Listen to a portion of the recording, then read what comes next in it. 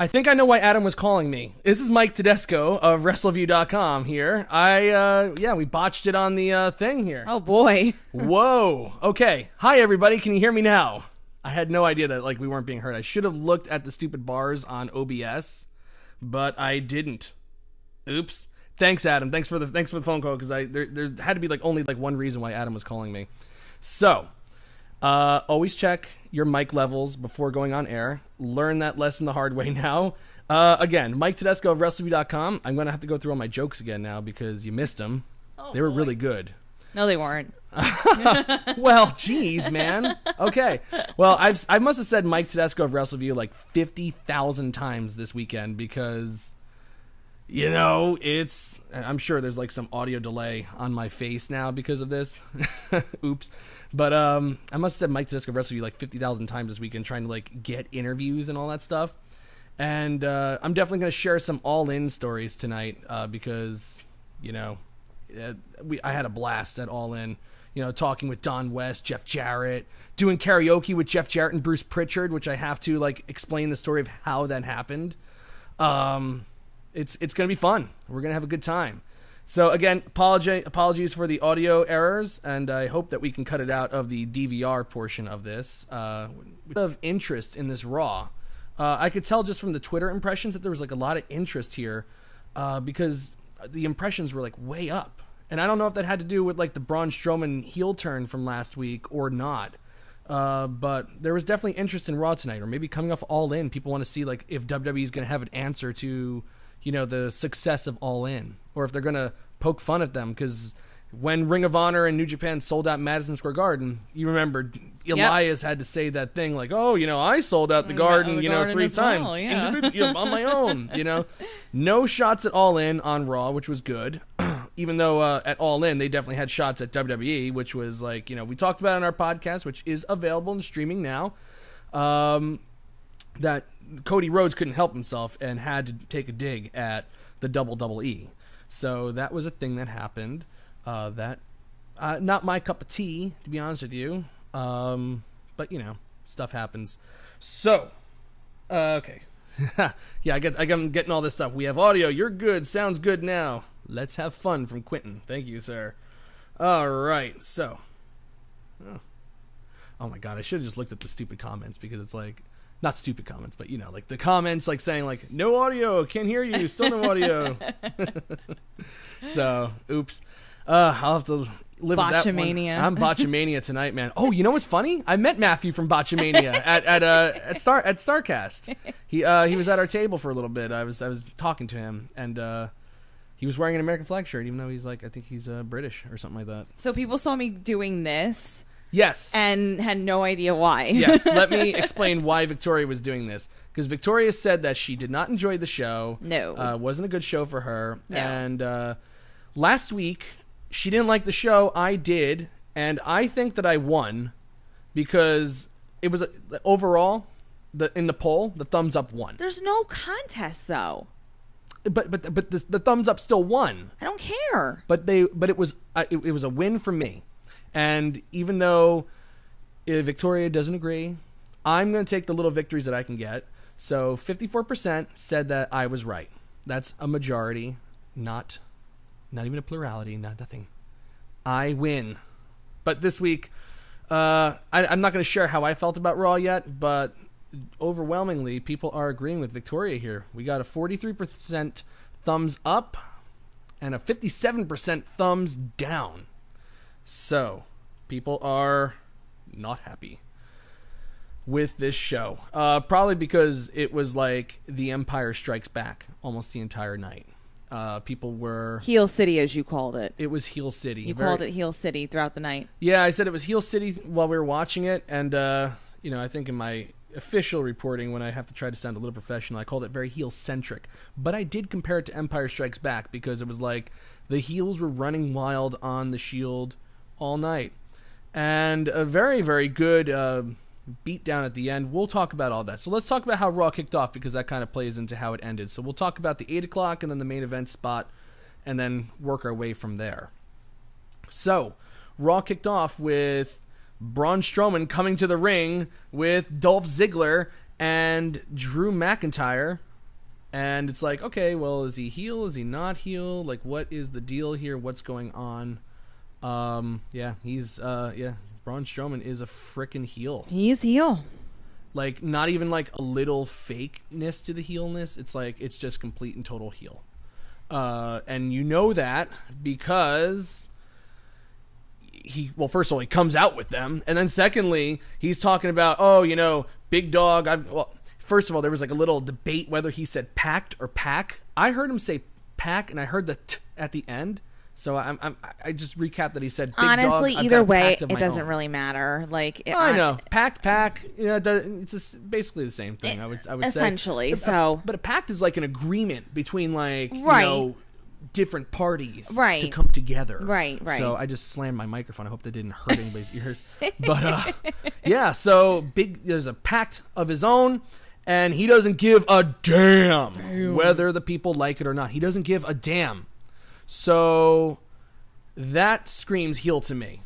Yeah, I thought at first that it was going to be a situation where when he showed the video clip of what the Shield did to him a couple weeks ago, and then he was talking about how I wanted revenge for that, I wanted justice for that, but when he started talking back to the crowd, I'm like, okay, he's a heel.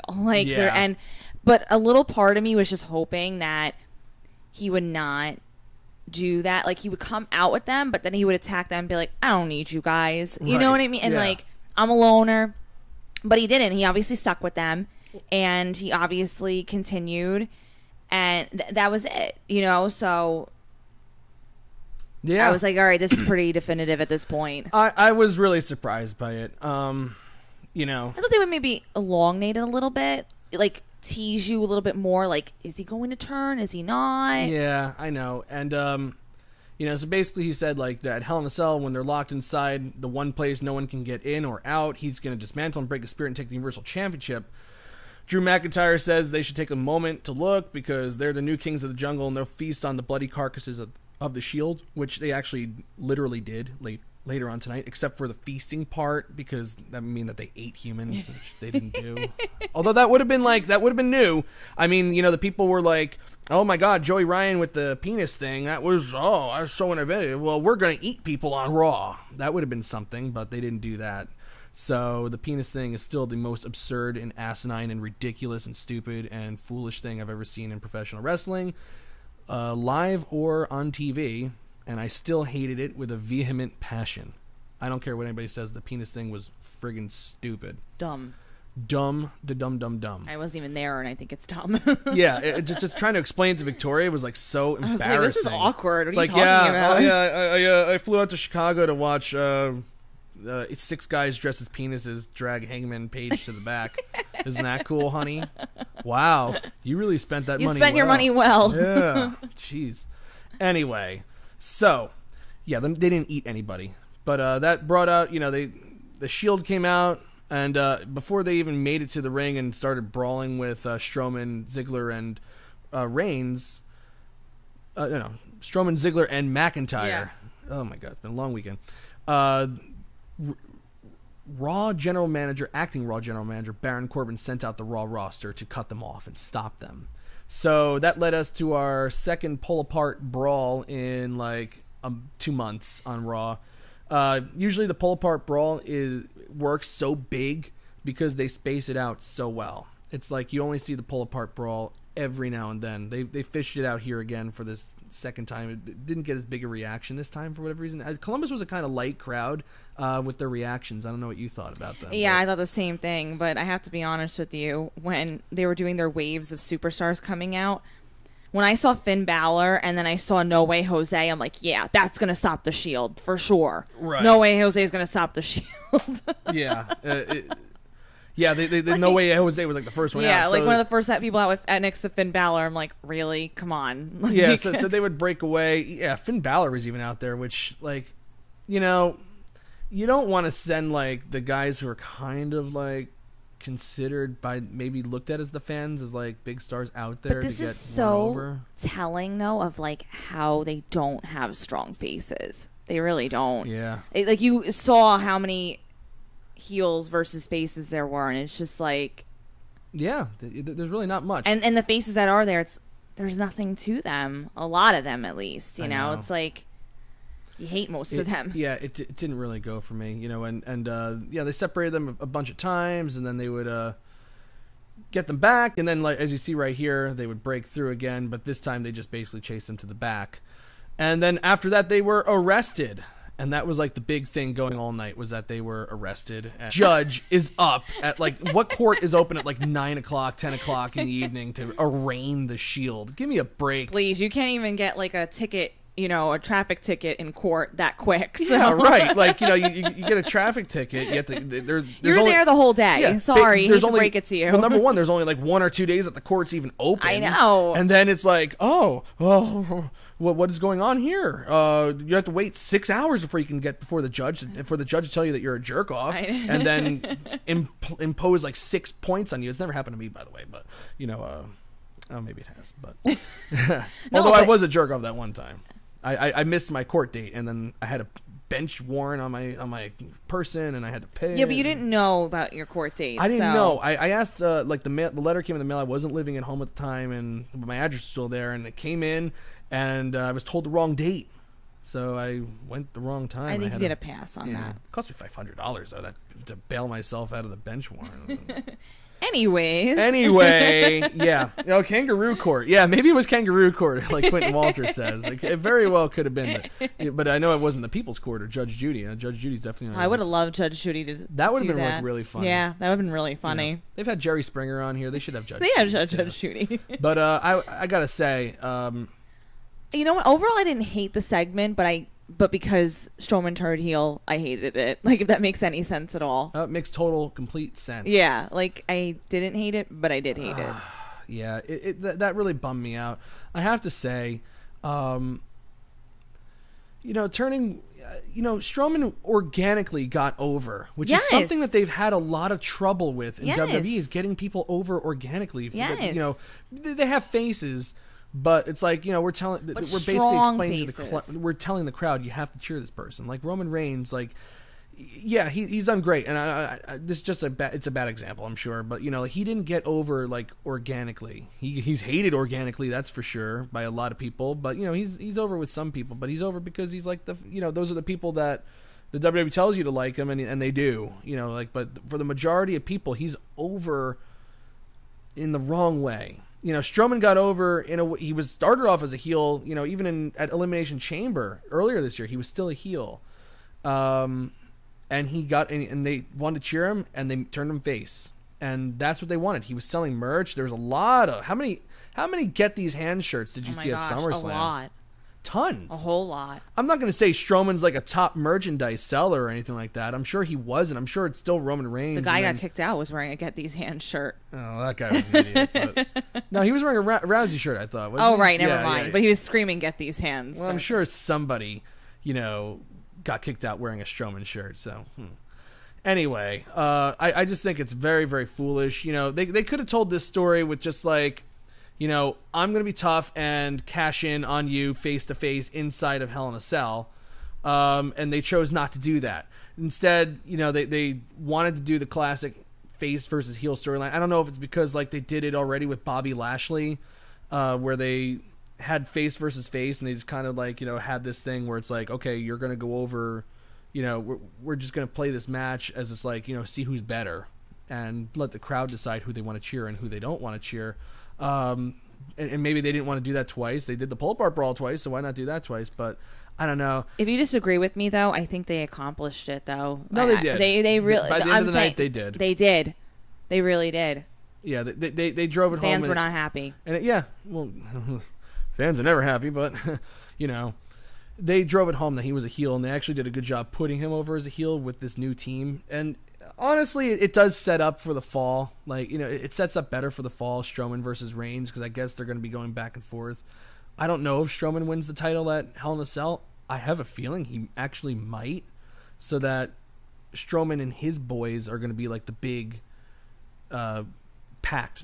Well, it would make sense Raw. now too with Baron Corbin being the acting general manager. You know what I mean? I don't know what they're going with that, if they're going to get somebody else, but for now it does make sense to have the heel manager with the heel reign on top. I don't know. I mean, I guess for them. Yeah. I guess it's going to even out. And like I was saying, it does kind of make sense for the fall, because now you're going to have like this tag team feud with Ambrose and Rollins, maybe going against Drew McIntyre and Dolph Ziggler, who did win the tag team titles tonight, which we'll also talk about that match. And Strowman maybe defending his title against the Roman Reigns, or Roman Reigns defending his title against Braun Strowman. However that turns out, maybe they trade the title back and forth a little bit. Not sure. But yeah, it worked out, but it's not. I just think it's silly. Wasn't happy about it. No, I wasn't happy about it either. But I guess you have to do it. You tell a story, but to take one of your organically over faces and possibly a top merchandise seller and make him heel just to tell that story, kind of reckless. I don't get it. So that leads us to our main event, just to branch out the rest of this story, and then we'll work our way backwards from there. So it was supposed to be Finn Balor taking on Baron Corbin. When I heard that, I was like, "Oh my god!" I can't even believe that they even teased that. And they're like, "Oh, we'll make it the main event tonight." It's like you can almost hear. I was like, "Oh, what's that? Those are remote controls clicking to turn this freaking show off. They can't turn it off fast enough." I almost left the room. Oh my god, I couldn't believe they were even teasing that. Like anybody would want to see that horrible match again. Oh my gosh. I mean, they've been torturing us in the beginning of the night. I'm like, okay, it's out of the way. Like, because these past few weeks he's been starting off the first match. Yeah. And then I'm like, oh gosh, now they're torturing us with the end of the night. Oh my goodness. Oh, it's so bad. Because seeing his face alone, like, makes me angry. I know. So the fact that he was potentially going to be in the main event, I'm like, no, why? Yeah, I know. Let's look at the chat real quick. Jamel is also kind of disappointed that Strowman is now heel. Quentin says, the only way that Strowman becomes face again is to team back up with Nicholas. Yes. I would actually like to see that. Because they never got their rematch, damn it. They gave it up, and they should get a rematch, I think. I love Nicholas. But yeah, Jamel says they have to be trolling us with Corbin and Balor now. It has to be a troll. I think, yeah. It's so bad. Mercifully, I mean, they let the heels go over all night, but one heel actually, in my mind, became a face, and that's Baron Corbin, because he took himself out of the match. He said, I have too much going on as acting general manager, so we're going to... You're still going to be in the main event, Corbin, but you're just going to have to face Braun Strowman instead. Because earlier in the night, Balor. Strowman, Ziggler, and McIntyre. I got to get that right. They got to get a name quick, because this is going to get old real fast.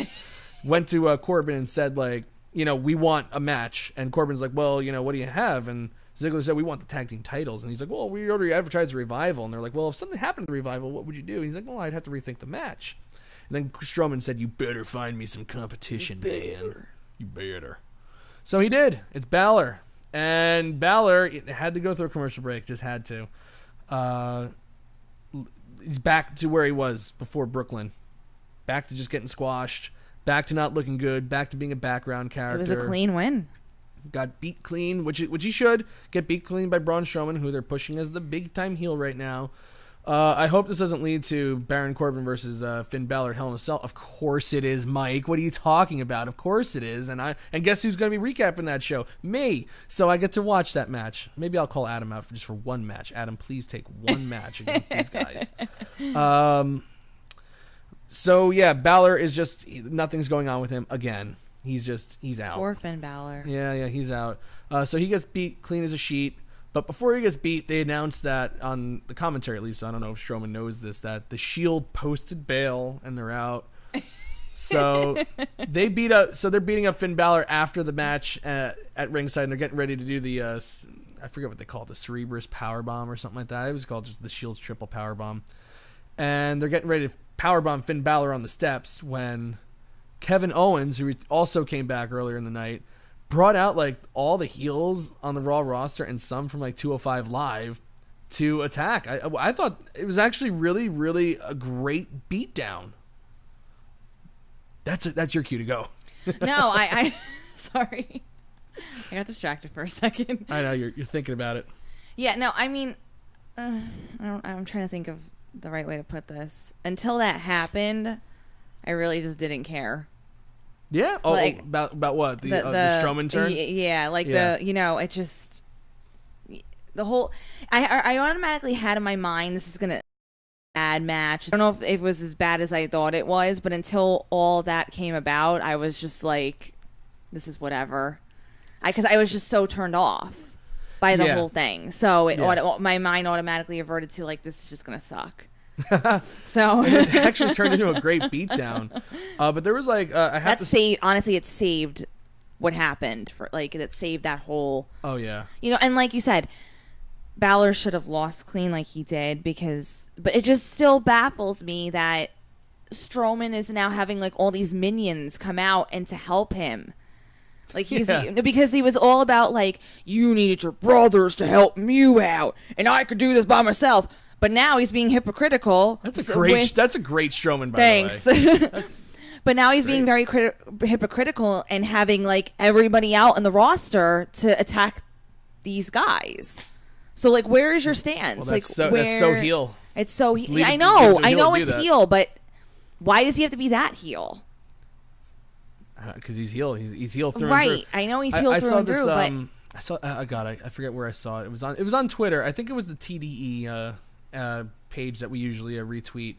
They had a picture of it said like something with it was like a doll. I don't know if it was something from The Simpsons or what, but it said like it had a switch for good and evil.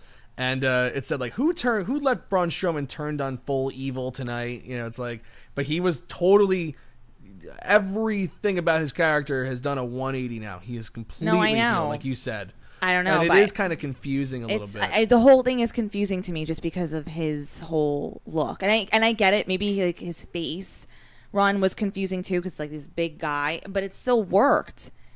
It worked somehow. This is not clicking for me. It's not working for me. This whole thing is just. But you said they sold you on the beatdown. They sold me on the beatdown. That finally sold me. That was cool. And I liked the incorporation of everything, and I liked how they had Roman's in a different spot, Rollins in a different spot, Ambrose in a different spot. So they were, and then they kind of brought them together. Yeah, brought them together. At the brought end them to together pose. at the end to hover over them and show. Quentin says we should call them SMZ, Strowman, McIntyre, and Ziggler. Maybe that's definitely easier to remember, for sure. Torkman says, first of all, he says that Adam owes me one with as highly as he praised my work at StarCast. But he also said Strowman is teaching Roman what it's like to be outnumbered constantly. So that's actually a very good point. That is a very good point. I didn't think of it like that. Yeah. Quentin wants to know why the hypocritical heel. Jamel says, remember when he tipped over an ambulance and when he pulled down that stage by himself? Yes, I do. Yes. And he was still a heel then. Yeah. And he was on his own. Nobody really needed him. No, he doesn't need anybody. Yeah. I really think it would have worked well. Jamel says he's setting a bad example for Nicholas. That's pretty funny. So there was one during this beatdown, which we both agree was darn good. Terrible, though. Oh, are you talking about the other thing? What was good or bad? No. One thing that happened during this thing was they had Rollins on the stage. I'm going to play this little GIF here or GIF. I still don't know. I don't know either. But it looks like I'm looking at Owens, Connor from the Ascension, Elias, and I think that's Ziggler. They take Rollins, and I'm going to show you right here. They're going to throw him off into this police van that the Shield drove in on. That was so bad. The glass broke. And I didn't get a GIF of this, but Rollins' arm was gushing blood. Absolutely gushing blood from going through non-gimmick glass. And I was getting flashbacks to when Goldberg was told in 1999 during a Nitro, I think it was, or it could have been a Thunder, but I'm pretty sure it was a Nitro. Oh, Bill, we want you to punch the glass of this limousine and break the window. And Goldberg's like, okay, is it gimmicked? And like, no, it's not gimmicked, but you can break. You're a big guy. They didn't think that, breaking car glass is going to like put a giant hole in this guy's arm. And lo and behold, Goldberg got sliced. Goldberg got sliced to the bone and was really, really like almost like I think it was probably an exaggeration when they said that he could have lost that portion of his arm, but definite nerve damage and stuff like that. So like when Rollins hit in the same way, it was kind of gushing blood from like I think it was like his upper arm, and it just was coming all the way down from the glass. I was getting the same kind of like thought, like, geez, I really, really hope that like his arm is okay and that he's not going to suffer like any long-term damage from this. I hope. Do you think they anticipated that though? Or no, I don't at all. I don't at all. Because they're so like against blood, unless it's like a Lesnar match where like he kind of gets blood the hard way. Right. You're not looking for blood the hard way from glass. You know, that's kind of barbaric to ask anybody to do that. In my opinion, in my view, I think that would just be terrible. I felt really bad. It's a scary situation. It was really, really scary. And I always get so worried with Rollins because he had that long knee injury, and I never want him out for an extended period of time again. So, I mean, I'm not saying that this would make him out for a long time, but I'm like, no, Rollins, you cannot get hurt. Please. Yeah, no. We need him going. We need him because he's so strong. Well, the Shield, they kind of got like their comeback last October kind of got derailed with Reigns' that issue that he had. I forget what illness he had, but they could that virus. Yeah, right? that virus. Yeah. And it actually wound up being Kurt Angle took his place, and then he came back. The Shield fought a Survivor Series, and then it was over again because Ambrose tore his triceps. Right, that's what I'm saying. Like no more I don't injuries. want Rollins to go down. No, please. no, that'll be the worst thing right now. It's now. supposed to be Rollins versus Ziggler. They kind of made that clear because Ziggler also mentioned that he hadn't gotten his Intercontinental title match yet. Yeah, exactly. So that's going to be one of the programs for the fall, as well as probably Rollins and Ambrose for the tag team titles with the Revival probably in the background, and the B team also there for whatever reason. I know, leave them alone. I know. We're going to talk about them. Don't worry. But they can't do it without Rollins. They really can't. No. So he better be okay. Rollins, best wishes to you, sir. That was a sick, nasty thing. And they left the Shield lying broken in a heap at ringside at the end of the night. So the biggest injustice of them all may have just been served to the Shield. Because Strowman actually mentioned injustice at the beginning of Raw. Yeah, he did. So now this looks like injustice, and that's the story that WWE seems to want to push as well. This was definitely, like I said in my little blurb there, it's definitely a statement, by WWE to get them over as a heel. I don't think it was the right call to turn him full heel like that. I would have loved if there was like some shades of gray in that sense, where it's like we don't know if he's really heel or what. But if they kept teasing it, then you have a reason to kind of be like, oh, is he gonna do it? Is he not? But right. But he's full heel, and it's the stereotypical heel. I don't give a damn what the crowd thinks. I don't care what anybody thinks. I'm with these guys. He threw in every line. And then he turns into a hypocrite because he shows them also like the same exact thing they were doing, but worse. So that's the deal. So Strowman's officially heel. I don't know what that's going to mean. I don't know if that's going to cause any backlash from fans. Of course, it's going to cause backlash from the fans. They're always angry. But, so that's the thing. Tonight was The Empire Strikes Back, so maybe next week is going to be Return of the Jedi, and the Rebels fight back. I really like these references. Yeah, Star Wars is a basic, good. Basic storytelling. Yeah, I like good guys first, then the story arches in the middle with the bad guys taking over, then you got to build to the big finish. I like it. Big finish comes at Hell in a Cell, which is, I believe the go-home show is next week, so it's coming up fast. Yeah. All right, let's go. Our 9 o'clock hour was something...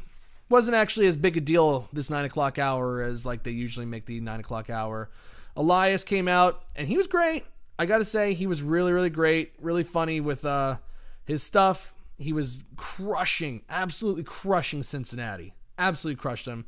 He said that Columbus. Did I say Cincinnati? I meant to say Columbus. Yeah, he crushed Columbus. He was saying that the Ohio State Buckeyes is like the stupidest mascot ever. It's the dumbest name. That got massive, massive boos. Not like the Michigan or Wolverines. The Wolverines, which he was like, that's a cool mascot, which I got to agree. That's going to piss off all the Ohio fans here, which I still love you. I like Ohio. They were still great. But, he wants to sing a song about Columbus, and kind of sum up what he feels when Alexa Bliss interrupted him with Mickie James and Alicia Fox beside her. And she has a newsflash for him that she's born in Cincinnati, and she gets a big pop, and then she plays them out with the, doing the O-H-I died like right after that, and they didn't get him back.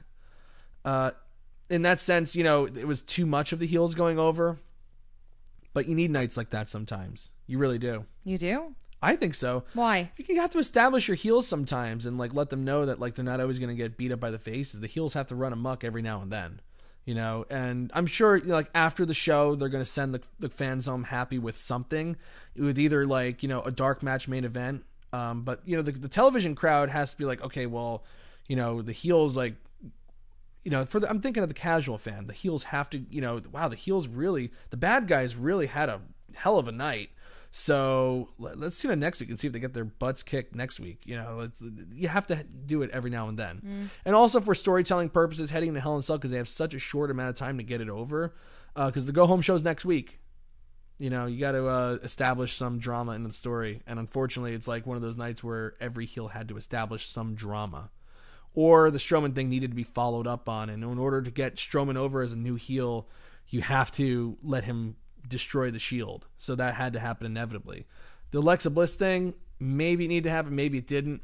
But, she definitely crushed that Columbus crowd. And they really didn't come back until the Shawn Michaels thing. So that led to Ronda Rousey coming out. And it's going to be Natalya versus Alexa Bliss. And that match was just... I enjoyed the commentary. Okay. I was very entertained by Renee Young because... yeah, that's right. Renee Young was on commentary today. No one knew. I had no clue. So she was good. What'd you think? I loved her. And I was so happy. I'm like, is she just going to replace Coach? Because that would be awesome. But she was so entertaining because... That would be freaking awesome. Oh my gosh, it would be awesome.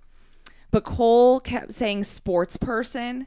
And then Renee is like sports person because he kept calling Alexa Bliss a sports person, and she just kind of kept like teasing him a little bit like throughout that commentary. I don't know if you were listening to that, but it was just so funny. Yeah, I every now and then I listen to the commentary, but it's like so hard. I'm trying to recap. No, I know. And my main go-to is like, oh, Michael Cole's talking. Immediately tune him out. Don't listen. Well, I thought this was very interesting. Anytime Ambrose is involved in anything, though, Renee Young makes it a point not to talk. Yeah, that's like so stupid. I know. Why? I'm like, no one's gonna say like, oh, she's just favoring her husband. Like, she's obviously a face commentator, so like you can say like the Shield's really, oh, I feel bad and blah blah blah blah blah. Like but she always makes it a point not to say a word or like very little when they are on screen. I know. Always. I know. So always. Silly. Come on, support your hubby. yeah, you got to support. You got to do the thing. So, yeah, that's like stupid that they do that. I thought the Alexa Bliss Natalya match, it was quick and painless. They, the heels obviously cheated to win, and Alexa Bliss applied the arm bar to Natalya to get her to tap out, which is Ronda Rousey's finisher. That led to Ronda Rousey getting in the ring, and this is my favorite part of the whole entire thing. She gets in the ring, and Alexa Bliss attacks her from behind, or she attempts to. Ronda cuts her off, and then Alicia Fox runs in to make the save, and this just led to like my favorite thing. I'm just gonna let you see it here. If you're not watching and you're listening to us on the SoundCloud, Ronda Rousey just murdering Alicia Fox with like 3 wicked judo throws. Like, wow, judo hip tosses. Like, this is the only thing I can't stop watching. Oh my gosh. It's so funny. This is the only thing I agreed with Cole. He kept saying how like they just ragdolled her. Look at her go. I was laughing hysterically. I'm not going to lie. She really just looked like a doll in the air. Yeah, I know she did. She murdered. She walloped her. Oh my god, I actually am going to give credit to Alicia Fox on that one because that was so great. It was just so entertaining. I'm like, whoa. I know. It like really, really funny. I couldn't stop laughing. Didn't we rewind it like a couple times? I had to watch it a few times because I was laughing. I really, really was. It was so great.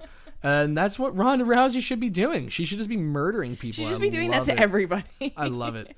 So that was a lot of fun. Ronda, they eventually the heels kind of got over on her a little bit. With Alexa Bliss gave her a chop block and sent her in the stairs, but she fought back, and then they just retreated. So quick and painless. Fun stuff. Get good build for Hell in a Cell with Alexa Bliss and Ronda Rousey.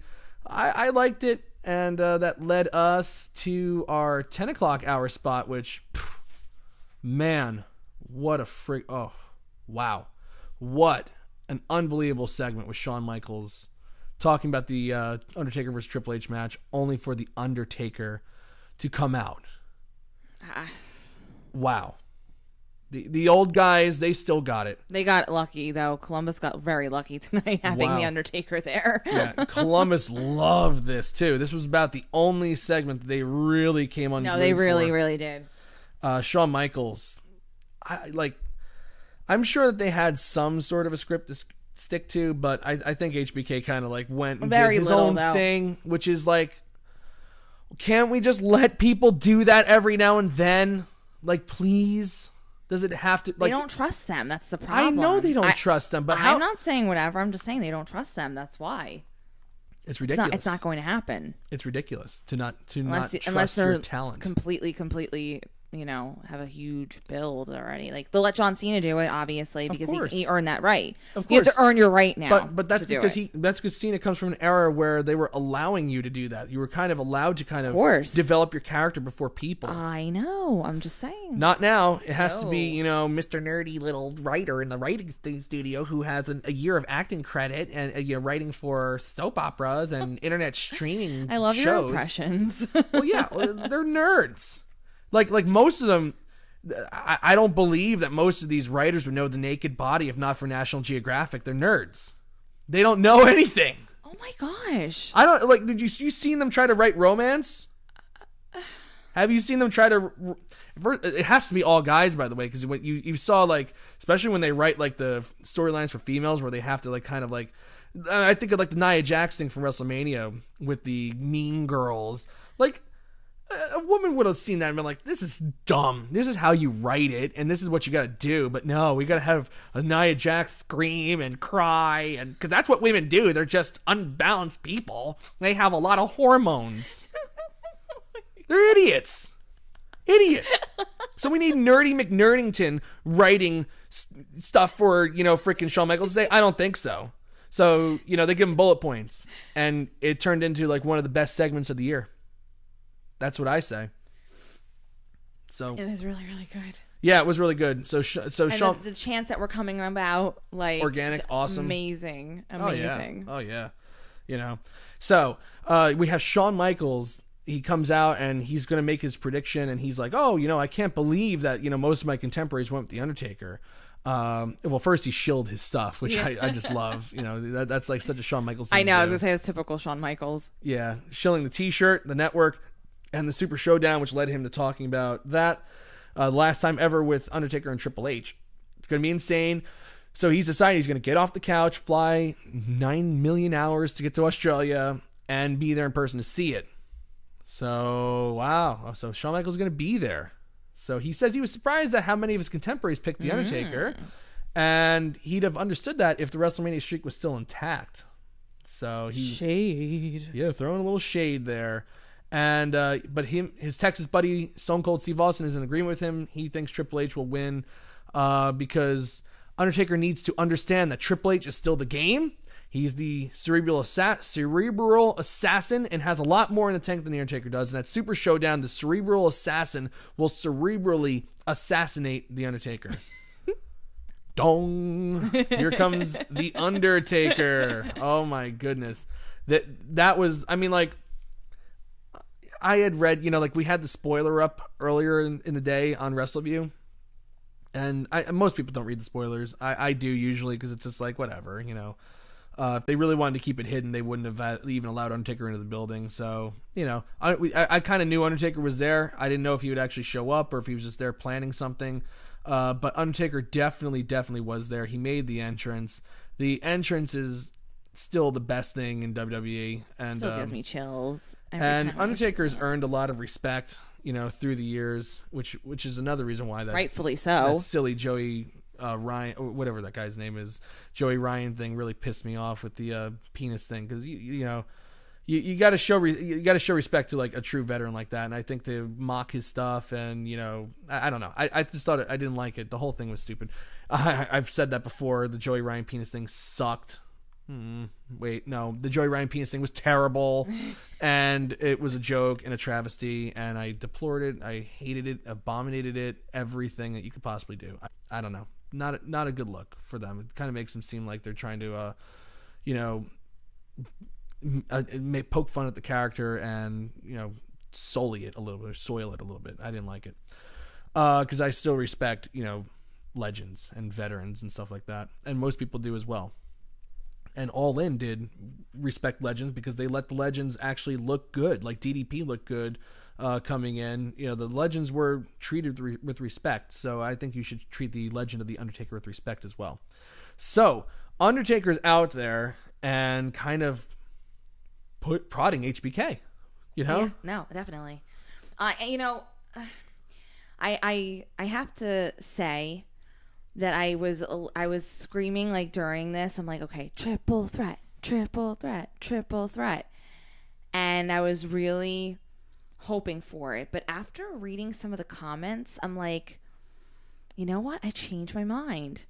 Like, he just kept knocking him like, well, you have no right to say this because, you retired and you want to talk about respect and everything else. And they went back and forth. But Jeffrey Adam Phillips writes on the recap, and I'll see if I can read this week.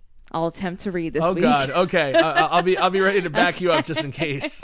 I have to agree with it because I was really hoping. I'm like, okay, triple threat, which is what they're kind of alluding to throughout this. But okay, here we go.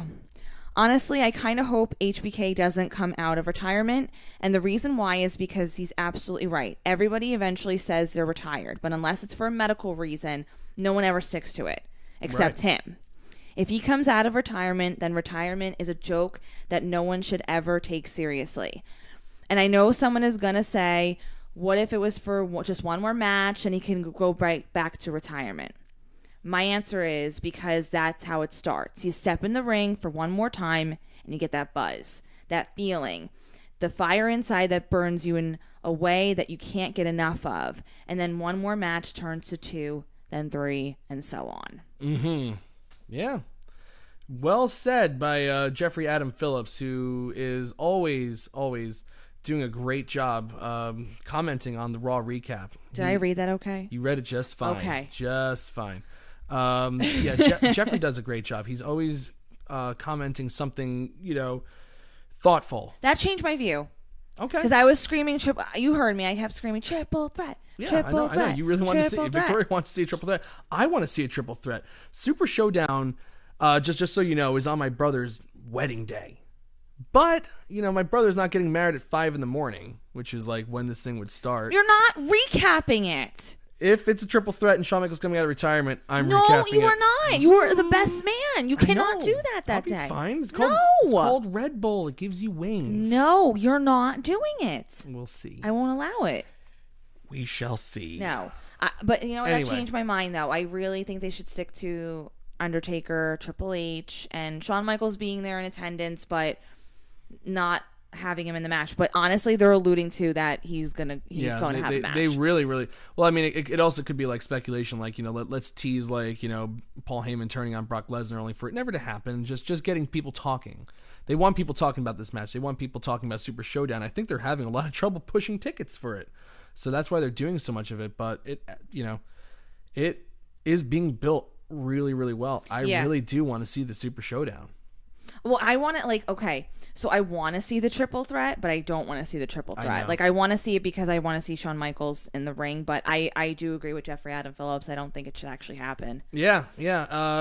So we got Undertaker, he says the streak's over, but he took the best that Michaels and Triple H had for the last 20 years. They've been best friends for 20 years, and he put them down each time. And in the process, he reached in and took a part of their souls, and their egos can't handle it. And he took the one thing, Shawn Michaels chose Triple H because Undertaker took the one thing that was the most important to Shawn Michaels, which was his career, which led to this great thing of Shawn Michaels going on and saying, oh, I'm a man of my word, and I wanted to restore faith in the system and be committed to the words that I spoke.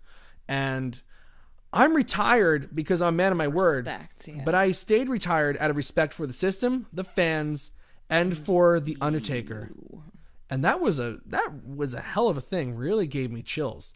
And he talked about, he goes, the crowd started chanting one more match, and then he organically went into this like, he organically went into this like awesome thing where he said, like, how many millions of dollars I've turned down to stay retired out of respect for you and the system? Do you know how many people I've had to turn down and say, I can't give you that dream match at WrestleMania because of respect for you? That was so awesome. That gave me chills. And he stayed retired out of respect for The Undertaker. And then that leads to Undertaker going, oh, is it respect or is it fear? And that led to HBK just kind of staring at him, because that was a great moment. He was first of all, he turned his back, and Undertaker goes, is it respect or is it fear? Right there. And just from, we've seen it so many times in the past, I thought HBK was going to turn around and give him the sweet chin music and just say, like, screw you, man. I'm in it now. So he didn't do that, but they left you with that open-ended question. And Undertaker really ended it. He said, make no mistake about it. If he came out of retirement, if HBK came out of retirement, he put him down all over again. He knows it. Michaels knows it. And the crowd knows it. And at Melbourne, Australia, he'll put his buddy Triple H down again. And then he walked off while Shawn Michaels was staring into the distance. This segment, was so good. It was. Like, I just couldn't wrap my head around how good it was. The old guy still got it. I know you're kind of, I see you, because I know your expressions, because I know you so well. You're nudging at me like, say something. No, I'm not. But you, well, okay. No, I'm just like, no, before you were kind of like, what do you think? I'm just kind of speechless at this point, because it's just, it really was a segment that lured you into more and wanting to hear more about it. And honestly, it gave people a perspective who maybe are new fans, because I didn't watch them develop this whole rivalry and feud and everything else. So for me, it kind of was like luring in the fact of like, it gave a good recap, like overall, of like how their careers went with each other. But it didn't go into too much detail, but it enticed you a little bit to want to like see it and like this genuine connection. I don't have words for, I'm not speaking well tonight, but I just don't have words for what that segment did for me. Yeah. It really was just like look what it did to me. It's just reflecting, and it's like thought provoking, and you're like, and it gets a buzz. And it wasn't like buzz. It wasn't that like stupid shade that you throw like, oh well, I beat you in this and I would do whatever. Like, no, words like, we're out of respect for you. Right. Like the connection with I'm a man of my word. Right. The connection with these three people has been built for decades now. Yeah, exactly. And people really genuinely are invested, and they do care about these people. They don't just care about the performers, they care about the people. And it's still old school. It's like, I beat you. I ended your career, and now I'm going to end your buddy's career. And it's like, it's personal. It has a great story. It's been built well. The talking segments. They retold it very well, though. Yeah, for somebody who doesn't know them, like they doesn't really know them. Exactly right. They've separated them for years, and like they recap the entire story. They let you know exactly what led them to this point. In a segment, they managed to do all that stuff and then get this buzz going like, oh my God, like, is Shawn Michaels coming out of retirement now? It makes you want to watch Super Showdown. Yeah. Look what it did to me. Like, I'm like, not even kidding. You're at the point where you're like, okay, my brother's getting married that day, and you're willing to recap it at 5:00 in the morning. Right. And of course, I'll still make the wedding and I'll be totally fine. But I won't do it, obviously, unless I can get permission, which actually, let's see, somebody just said it before. It was, Quentin said, Mike, listen to your wife, brother. Thank you. And Torqueman79 says, the wife says no. There's no way you're actually doing it. Thank you. And Quentin, of course, says the famous happy wife, happy life. Absolutely. There is a reason why nothing rhymes with happy husband. There's a reason why that doesn't happen. Yeah, we care about the people behind the superstar. But like, I really, really am invested in this. I've loved these guys. I grew up with like all these characters, and you know, it's just, it gets that buzz going that no one is. It's like they don't have a character that's close to their hearts. Well, I'm thinking to myself, or true to like, themselves. Not that the Undertaker, the dead man, is close to who Mark Calloway actually is. Biker Taker was much closer to that, but Mark Calloway ran with this character for the majority of his career in WWE, which is over 25 years. And I'm thinking to myself, what did I miss out on? I know, right? Right? Victoria, how old were you? Or maybe 6 months, 7 months old when The Undertaker debuted? So yeah. So yeah, and what year was it again? 1990. So yeah, I was literally like 6 months old. Yeah, you did miss a lot of cool stuff, but luckily we have the network. Yeah, we do have the HBK network. Yeah, shilled. HBK. Yeah, exactly. I'm invested in these people, you know, and I want to see this match. Like I really do. And if I don't get to watch it live, which I know I won't be able to, there's no question about it. You know, if I'm not inebriated enough, I'm going to go and watch Super Showdown when I get back to the hotel room. And if I don't, I'm going to watch it on the Sunday. You know, I'll watch it the day after. But there's no question in my mind. We're not missing it. Yeah. I'm going to make it a point to watch that yeah. match because it's been built so well. And I care about these. I care about the people. Yes. All right. So let's get to the quick hits portion, but you know, this one's probably not going to be as quick, where you have to talk about the Raw Tag Team Championships. The B Team was initially scheduled to face off against the Revival with the Raw Tag Team titles on the line. I recapped that thing earlier that Ziggler said, like, well, Ziggler and McIntyre said to Corbin, saying that, well, if something happened to the Revival, you know, could we get a shot? And Corbin's like, well, yeah, I'd have to rethink the match. So they attack the Revival, take them out, heels attacking heels, and the Revival didn't have to turn face to do that. So so it turned into the B Team having to take on Dolph Ziggler and Drew McIntyre for the Raw Tag Team Championships. B Team looked good in this. Well, they put life into it. They had a fight for it. Right. You know, because I honestly thought, I'm like, I know they're losing. That's pretty obvious. But I thought they were just going to squash them, and it was just going to be like a quick little thing. Yeah, quick little thing, quick little change in the title. Right. But they really, like, they looked good coming out of it. They looked like they didn't look weak. Well, the thing with the B Team is, like, they've been telling you, all the bad guys have been telling you that they're jokes. They are nothing. And they actually showed a lot of heart in this, you know. And I thought it was a really nice touch that Curtis Axel hit the perfect plex in the match where he's going to lose the tag team titles. It's a little nod to his father, you know, because, like, you know, if the B Team goes down now and loses their titles, now, like, the thing is, the run's kind of over now. They're going to, obviously, I think they're going to get a rematch, no doubt.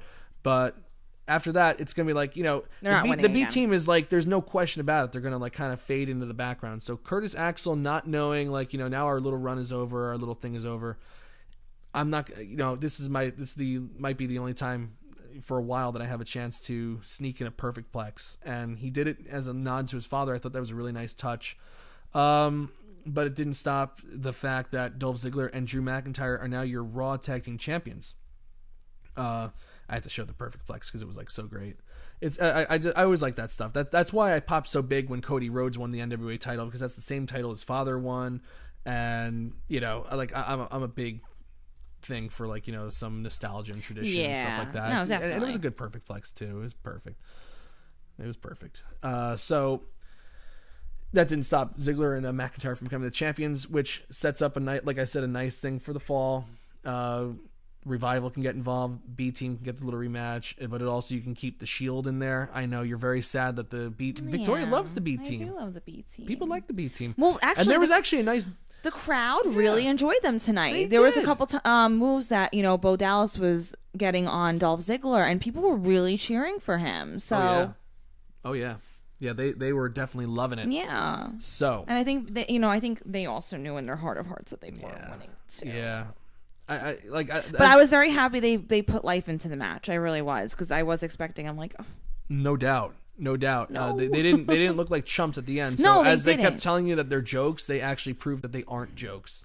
I love you, B team. So there's something, and they actually the crowd was chanting B team, go go go during the match. They were really getting behind them. Ohio gave them more respect than Brooklyn did. So Brooklyn's Brooklyn. You know we know how Brooklyn is. We've done enough shows there. I know. So yeah. So that kind of leads me to think that Strowman could potentially win the Universal Championship at Hell in a Cell to kind of give this big faction now like all the titles and set up something nice for the fall. It could be good.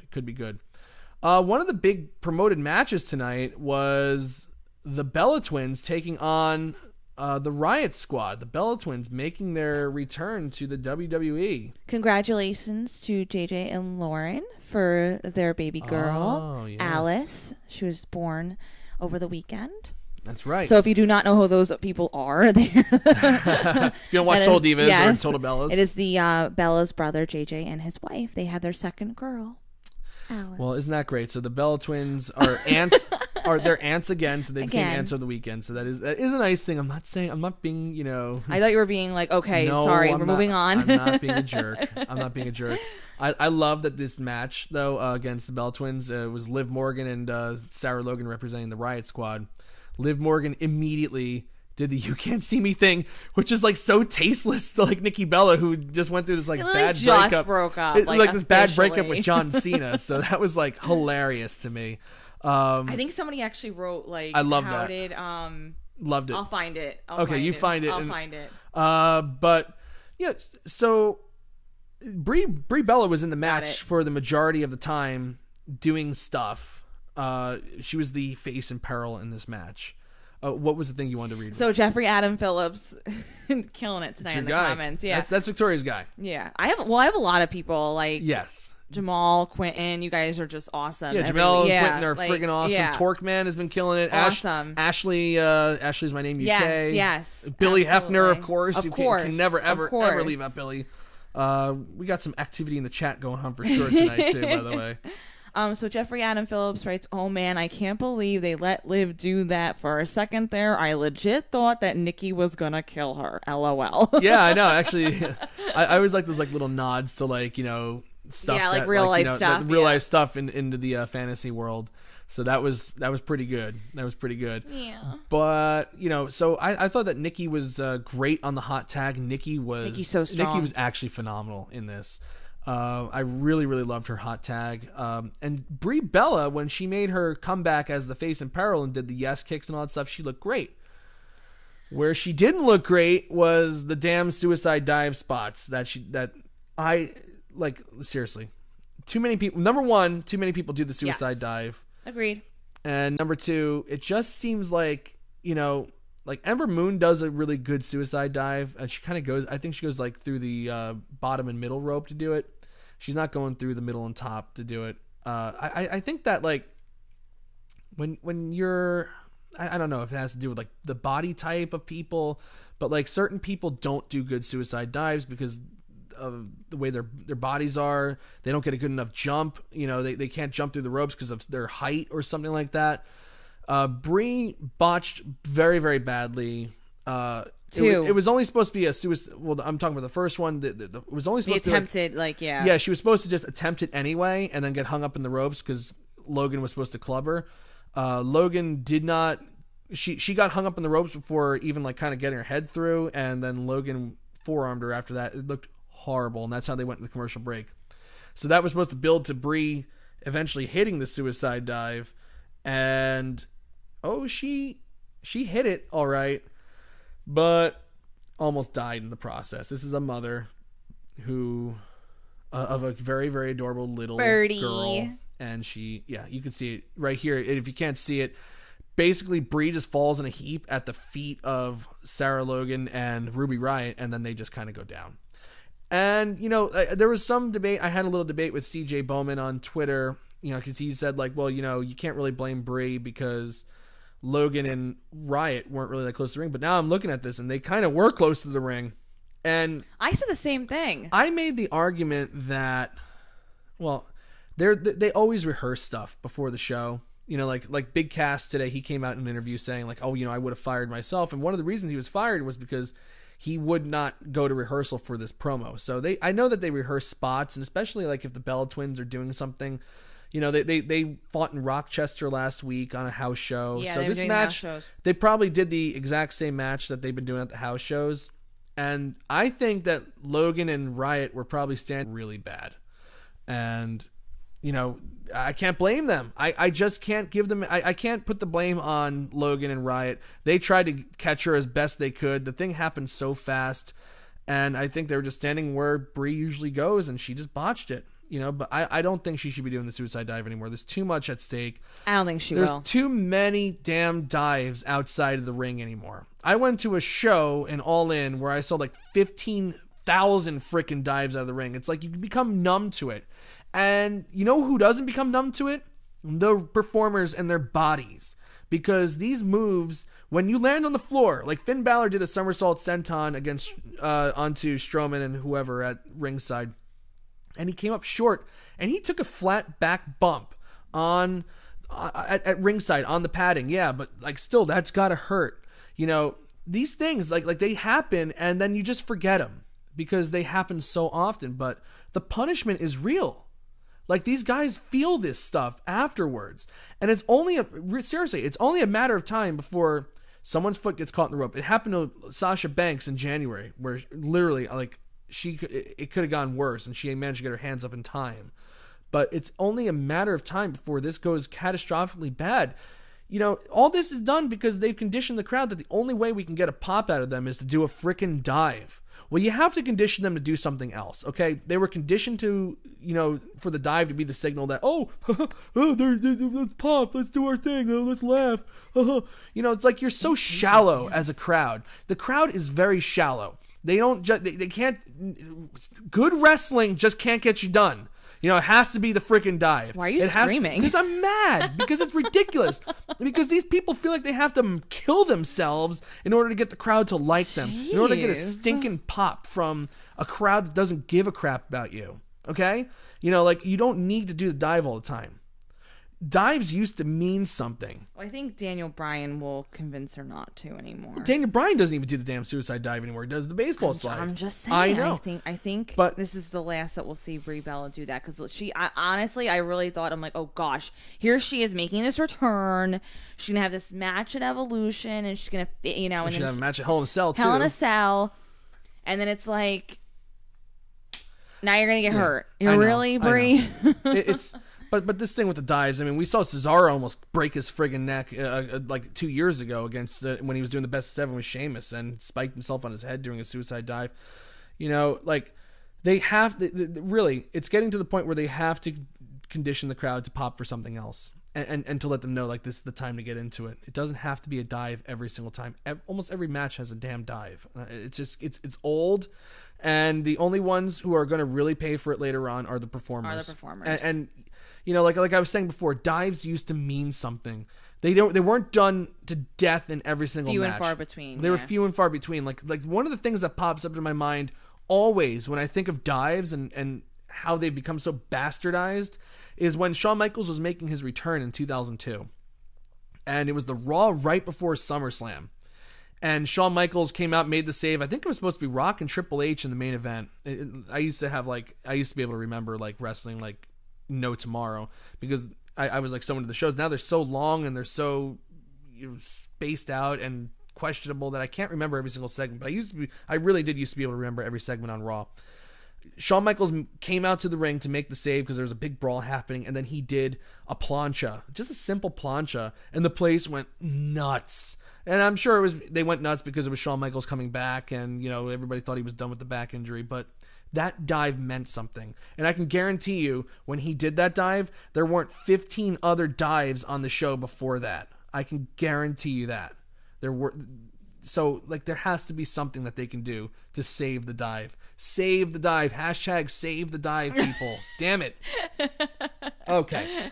Oh, yeah. Thank you for reminding me, Jamel. The Taker dive, Mania dive, is still the best. That dive meant something. But that one almost went catastrophically wrong too when he spiked himself on his head when Jimmy Snuka's son couldn't catch him. So there's that. Yeah. So yeah, you got to save the dive. Another thing that I noticed on the show, we were like 4 matches in, only 4, and 3 of the rest hold spots had to do with the arm. Can we like pick another freaking thing? It's always like either, let's just there's a theme, right? Like it's either like we're gonna do a chin lock and then we're gonna go to an arm bar. It's like, well, one doesn't go with the other. So like, why are you working the chin and then you just go to the arm? What I don't like? Everybody just steals each other's moves. I can't stand that. I really can't. Everybody has to do a tilt-a-whirl backbreaker. Everybody's got to do this and that. Everybody. Like, didn't Stone Cold say like it's ridiculous? Didn't he mention it on a podcast? I'm sure he did. I can't remember that. I thought he did. I thought he said something. I haven't listened to Stone Cold's podcast. I think he said something along the lines of like, there's nothing significant anymore. Everybody just takes each other's moves, and it's like, yeah. I'm obviously there's certain moves that you have to do. Like there's no like, you know what I mean. But there's not trademark.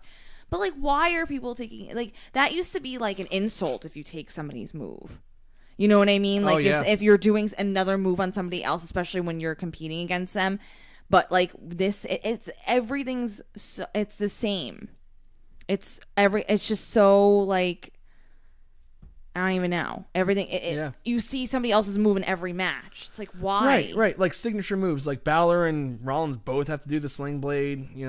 Alicia Fox for a while was doing a tilt-a-whirl backbreaker when Alberto Del Rio was doing it. Like that was like, what? I'm saying it Alicia makes freaking Fox? Right, that makes no sense. Like, I get it, like borrow a move here and there, but to be honest with you, this whole like freaking thing about, you see the same moves in every match.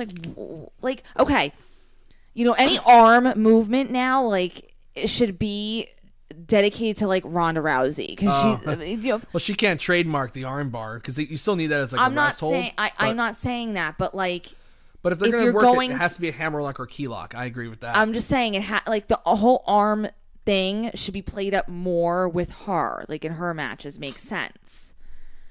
You know what I mean? Like if she's doing that more, but to have everybody be doing it, it's ridiculous. I mean, Baron Corbin, how many freaking rest holds was he doing with it? At least for weeks. 5 rest holds in a 3-minute match. That's Baron Corbin's calling card. Jamel says that, Jamel says everybody has an outside dive, a super kick, and some variant of the DDT. No, it's true. That is so true. It's very true. And he also said same thing with blood. People got numb to it, so it had to go away. I agree. People probably did get numb to it a little bit, but it's also like, when you're trying to get sponsors and stuff like that, it's kind of barbaric to say like, oh, well, part of our show is that, in order to get drama in our matches, our wrestlers take razor blades and slice their heads. It kind of sounds rigged up. And now that it's PG, there's more kids. Yeah. It's I agree that I think you do need blood every now and then. I agree with it. I don't think you need it for every match. Like the blood in the brawl tonight really brought just so much more drama into it because now it's like someone's like really hurt. I mean, that was a hard way. That was not intended blood, I'm sure, from Seth Rollins, but can't deny it added drama, and that's what blood really, really did. I think used spaced out and used tastefully. I guess I don't know how tasteful you can make blood. But even if you do like a blood capsule or something like that, some kind of like special effect. Like, I mean, like remember when Kevin Owens headbutted Vince McMahon and there was blood in that. Mm-hmm. That turned Owens into a superstar. Everything in moderation. Suicide dive. Exactly. Like I said, moderation. A dive. Right. When it's Perfect necessary, word. And blood when it's necessary. 100%. That's such an awkward statement. Perfect word for blood in blood when it's necessary. Right. Why should blood ever be necessary? Well, but you all get my point. Yeah. Well, the Bella Twins look good in their return match, except for Brie botching the 2 suicide dives. Other than that, it actually really was honestly though pretty darn she good. Was fine in everything else. So if people were, I agree, she shouldn't do it again. And it was very, very known that it was a botch. There was nothing hidden about it. But people shouldn't be getting on them because there's a lot of people. I mean, I'm really happy that they actually got more of a pop tonight and were getting cheers because, last couple of weeks is they're just getting straight up boos and they're and people are saying, oh, this is I hope this return is the only for Evolution and not beyond that because they're going back to being divas. Yeah. It's no, it's not. That's really not the case. people are just so afraid of the fact that those two have mainstreamed. Oh, they resent them because they resent them because they mainstreamed. Exactly, and it's like, why is that such a bad thing? Oh, I know. It's like we're this club and nobody else can know about it. Right. And that's kind of like, I'm not dissing All In by any means. No, I'm like, of course. but it's almost like they made it like this by Cody Rhodes talking at the end of the night, people into your interests and what you like. Yeah. You know, calling people fake fans and you're fake if you you know what I mean. You're fake if you like the Bellas. You're fake if you like this person. Well, that person. I mean, like even like people like the big rumor is that The Rock's gonna face Roman Reigns at WrestleMania, and everybody's like, no, The Rock needs to stay away and this and that. It's like, well, I agree that they should just build superstars so that you don't need to have The Rock come by, but he is eventually, I'm sure The Rock will have another match or two, and that's not a bad thing. It's a good thing, and you shouldn't resent him just because he's a movie star.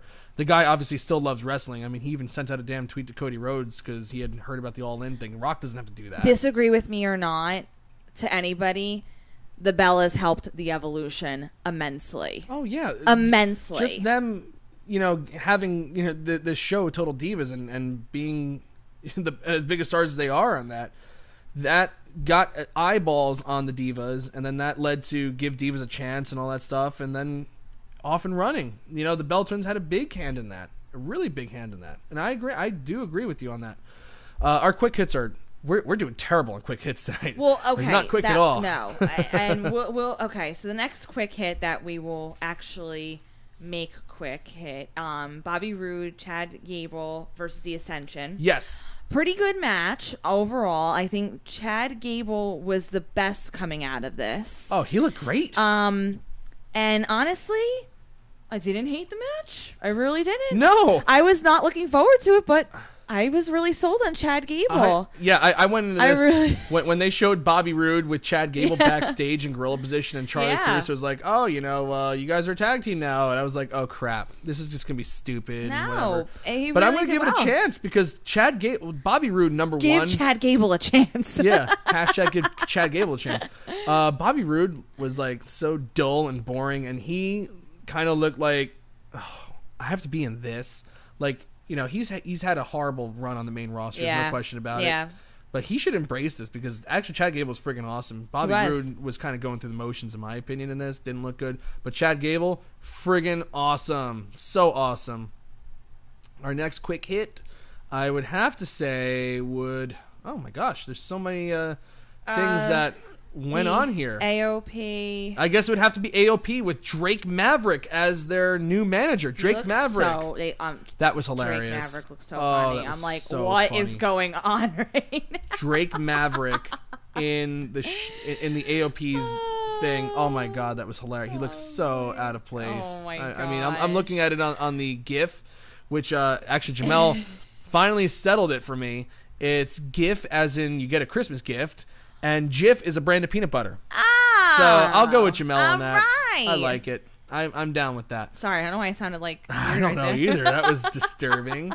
So yeah. I'm a little hungry right now, so I'm not gonna Yeah, no, I'm a little hungry too. So you're gonna talk about doing weird stuff. Butter. I think it's getting to my head. But damn. I like this one. Jamel, hashtag enable Gable. Yeah. I like it. So I love the live feed. I really do. Yeah, our chat room is the best, and if you're listening to us on SoundCloud or iTunes or however you're listening to us, consider maybe at some point joining our live show and being part of our YouTube chat room because it's a lot of fun. The people have a lot of fun, and I enjoy reading their comments. Yes. And I hope you enjoy listening to them when you listen to us on the podcast. That could be you as well. Yes. We try to get everybody involved here. But we do. I do want us to say thank you to everybody who listens and watches our stuff. It's really a great honor. So, I said for a while that the Authors of Pain really desperately, I'm sure a lot of people said it too, really desperately need a mouthpiece. I don't know why they got rid of Paul Ellering, but I guess Drake Maverick, formerly Rockstar Spud, is going to be the next best thing. The AOP looked great, demolishing. Oh my god. There was a great spot where Rezar just gave this guy a Death Valley Driver in the corner. There it is. Ugh, God, crushed him.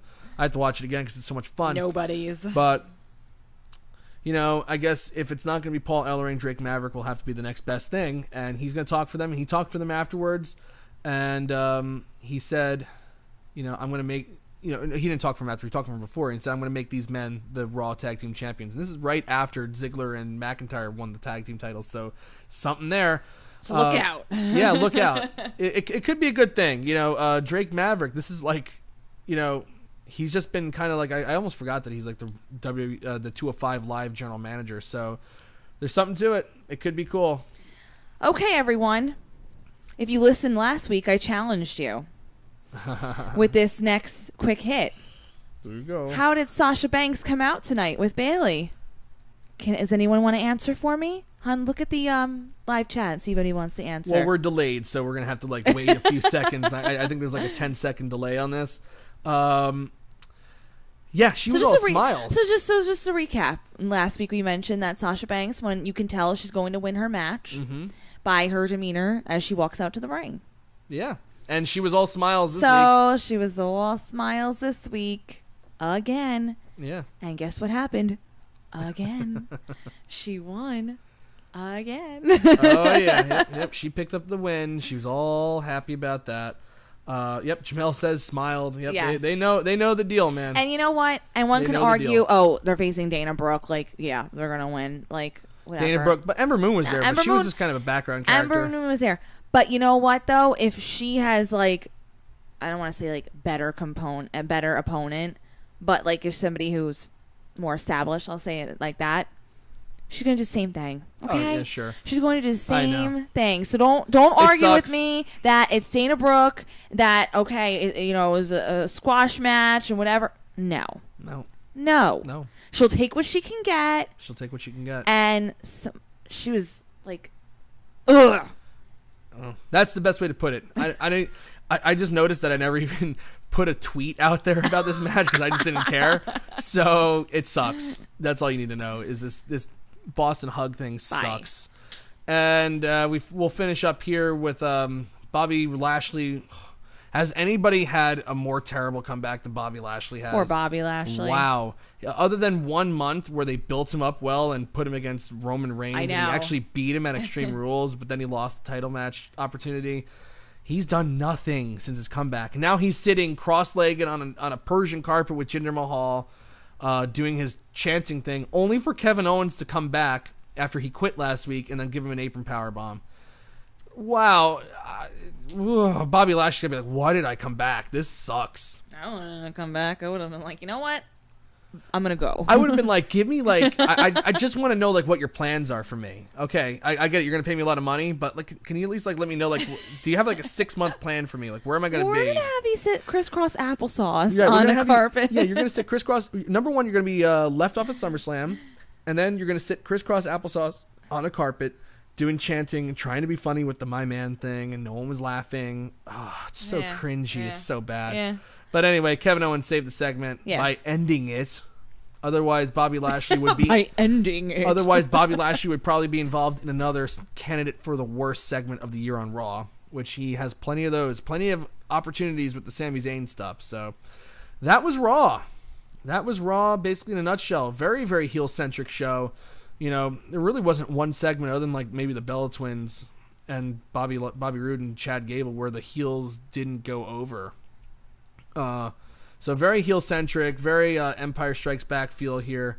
Let's just get a little update on the Wrestleview poll, which I'm kind of curious to see how it's changed since we started this, which we've been going for quite some time now, and we will definitely wrap it up. I do, of course, want to talk about real quick about my experiences at All In. Oh, yeah, here it is. I got it up now, baby.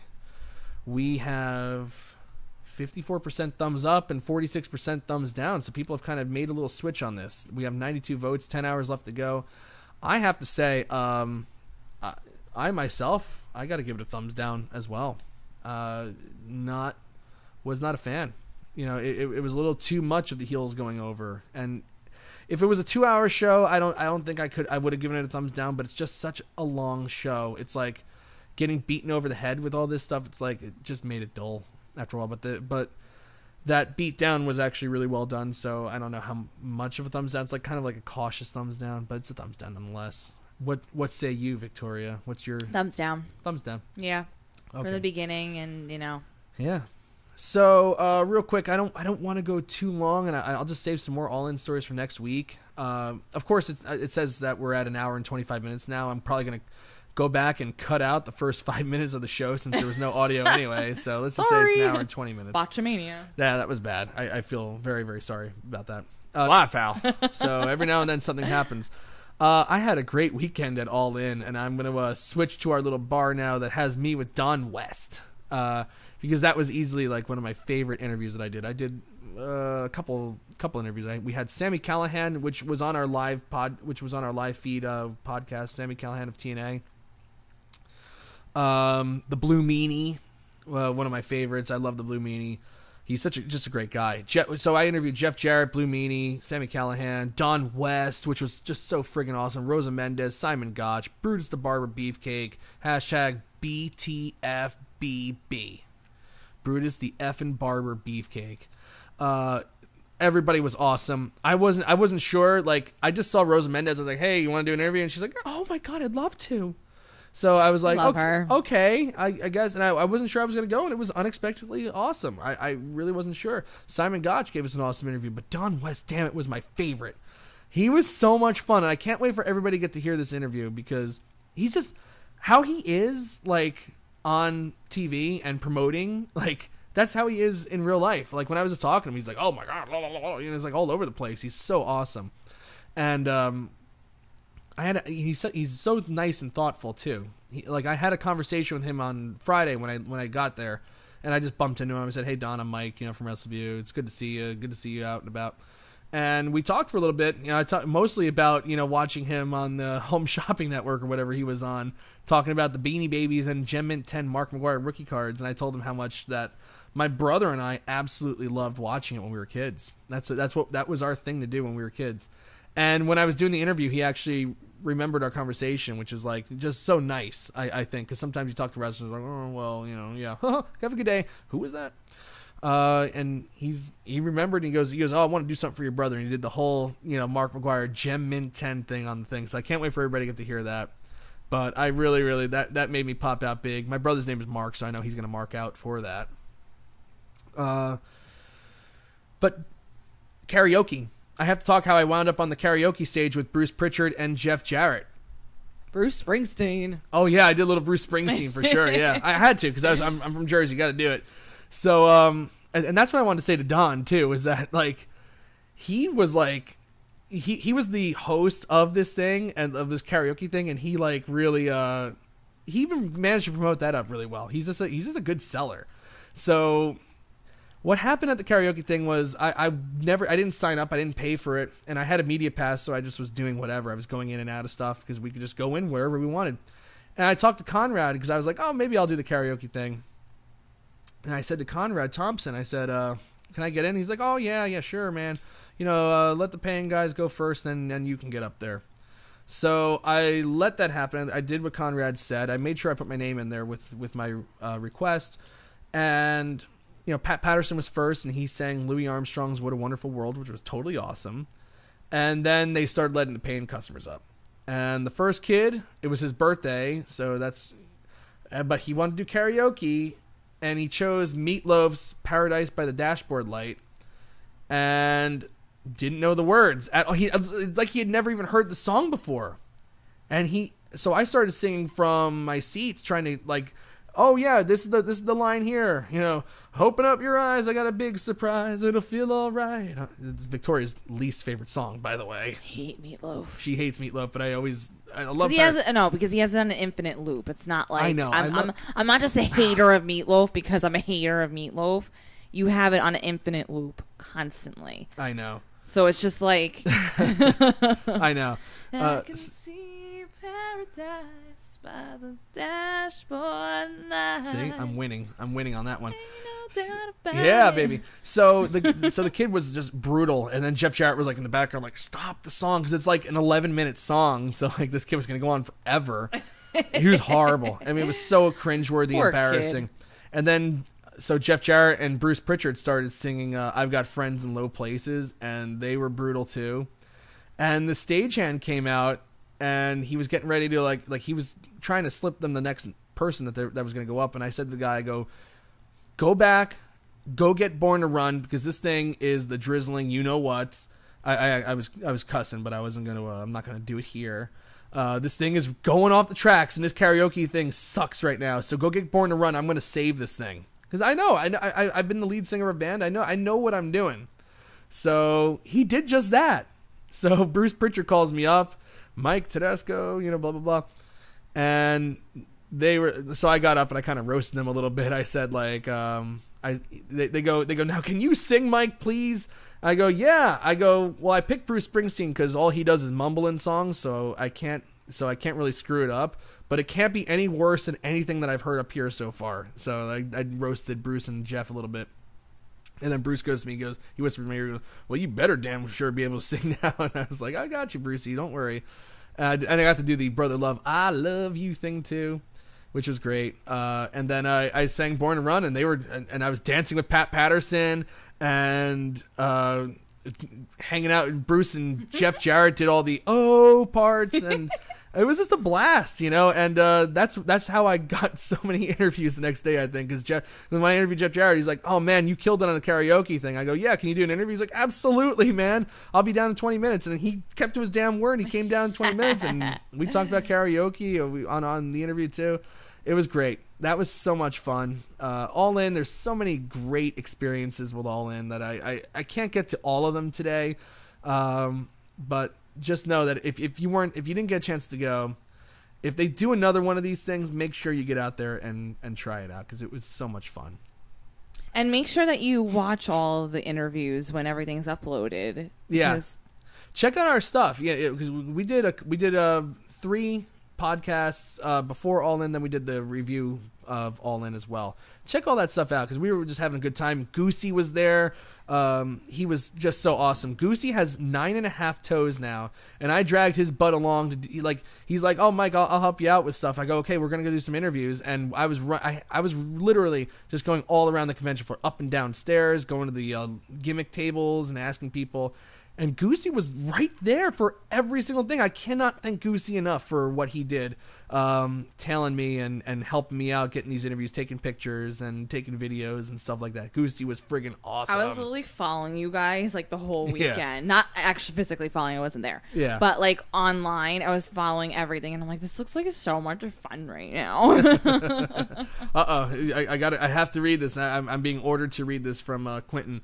Mike, read this slowly. Victoria Tedesco, the face of Wrestleview. Hey! Yes. So I was definitely misrepresenting Wrestleview at Starcast, because the real face of Wrestleview wasn't even there. This face. Right it used to be Adam. And now it's me. How did Goosey lose a toe? I don't know if he wants. I guess he put it on Facebook so everybody can know. Goosey lost his toe in a ATV four-wheeling accident and mangled his toe, so he had to have half his big toe amputated. Wait, I thought you meant like he lost it because he was walking around with you so much. No. Goosey literally was walking around with his foot stitched up and bandaged. No cane, no crutch, nothing. Champ. Seriously, a champ. And freaking Haku stepped on his toe. So sorry. Haku stepped on his toe and he started bleeding a little bit. I felt so bad for Goosey. Gosh. But he was so awesome. Goosey killed it. And and not many people can say that they've had their amputated toe stepped on by Haku. So he'll always have that in his back pocket. And I actually cracked Haku when I said, "Hey, my God, it's the only guy who ever got Lex Luger to sell." And Haku just lost it when I said that to him. I wish I could have gotten an interview, but he was like he was walking at the time. But that was that's part of my All In experience. I loved it. I had a great time. Real quick, the pizza. The pizza. How was the pizza? Oh my God, Chicago deep dish pizza is friggin' awesome. He says it like the question. It's so awesome. It's like cake with cheese and dough in it. It's like so friggin' good. I really want pizza. Yeah. So the pizza was awesome. Goosey no-sold getting an amputated toe. I got to talk to Haku. I talked to so many great superstars. Sergeant Slaughter was next week. Sergeant Slaughter was at the bar. I saw Sergeant Slaughter in regular clothes. David Arquette we hung out with, and Goosey had a beer with him. We had a great time. So more stories, I'm sure, next week. I appreciate everybody sticking with us and watching this show tonight. I appreciate everybody who's downloading it and listening to it, after the fact. And I seriously, I implore you, come chat with us one day and check out our video. But we thank everybody who takes the time to listen to us, and I apologize for the audio issues earlier to kick off the show, and I'm glad that didn't turn too many people away. On that note, I am Mike Tedesco of Wrestleview.com, saying that for the 900th time this weekend.